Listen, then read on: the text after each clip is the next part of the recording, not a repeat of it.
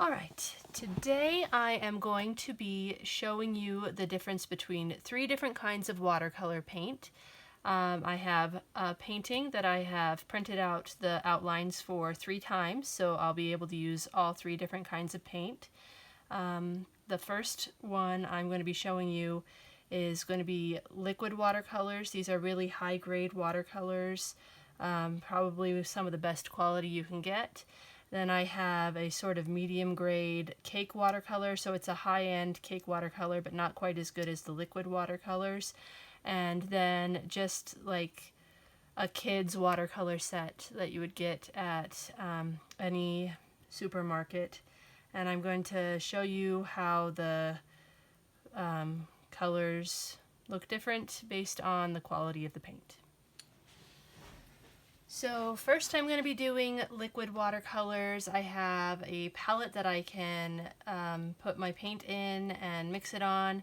I stretched this watercolor paper on a masonite drawing board, and let's go ahead and get painting.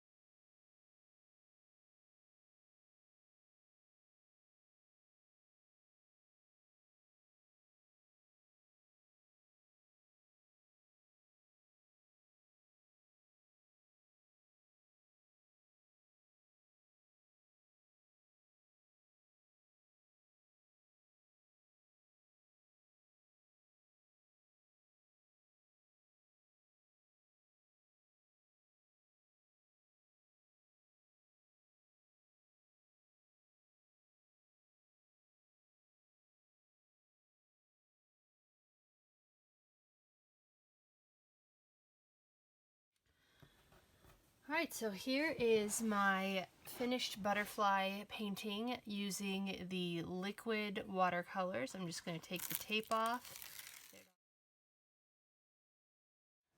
There you have it, a nice butterfly painting. It has really nice vibrant colors. The paper absorbed the paint very well, and overall I think it turned out pretty good. Alright, the next paint I'm going to be showing you is a high quality cake watercolor set, and it has a little palette I can mix on right there.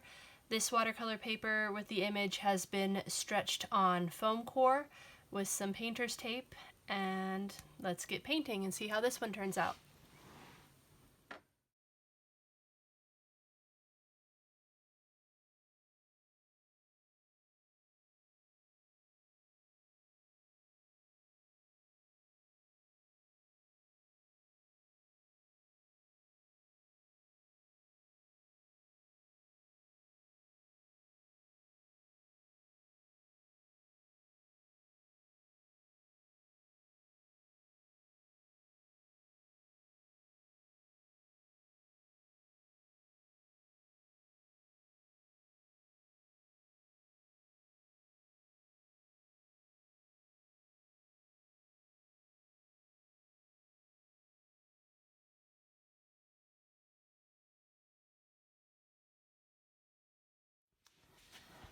Alright, so here is my butterfly painting using the artist quality cake watercolors, and I think it turned out pretty good. Let's get the tape off.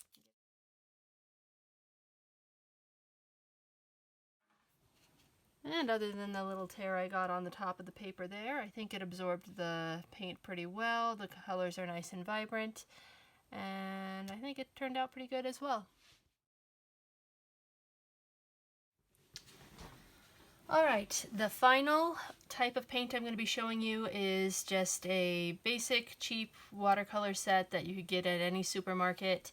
I have this image printed out on cardstock paper instead of watercolor paper, because I figure if you're using these, you're trying to save money. So you'll also get to see how this paper accepts the paint differently.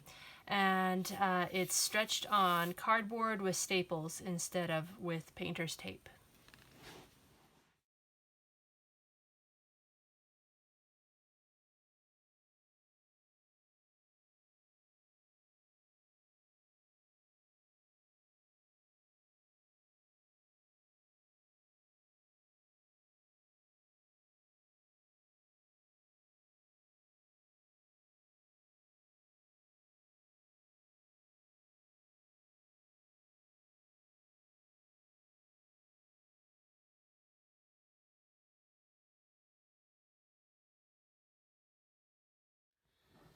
Alright, here is the butterfly painting I did with watercolors that were just from the little kids pack of watercolors on cardstock that's stretched on some cardboard.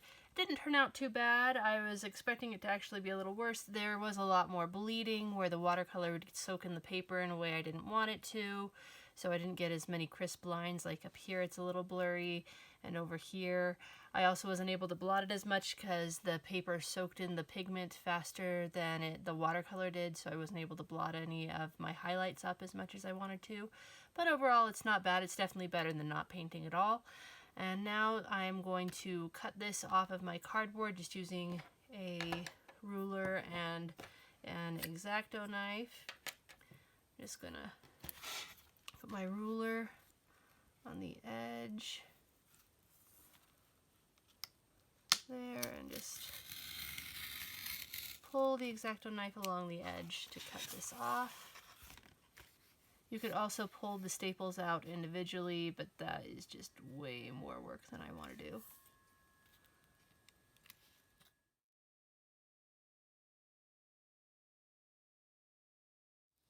So there is the final painting. You'll notice the paper is also a little more buckly because, well, cardstock's just not going to take watercolor as nicely as a watercolor paper.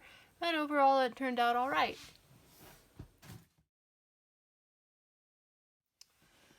So here are all three of my paintings next to each other so you can compare them side by side. This one is the painting that used the Liquid Artist watercolors on watercolor paper, very nice and vibrant. Crisp edges, I think it turned out very well. It's probably one of the best ones. This one's also very good. You can almost not tell too much of a difference between the two. This is the Artist Quality Cake watercolors. They are much less expensive than the higher quality watercolors, and they give you pretty much the same look. So this is the one that I use a lot. And then this is the kids watercolor set on cardstock paper. You can see it definitely doesn't look as vibrant as the other watercolors. It doesn't have as much color variation because the paint got soaked up so quickly and I couldn't blot any up for the highlights. And it's a little more wrinkly. It doesn't quite have as nice of a texture on the paper, but it definitely isn't horrible. It is better than not painting at all.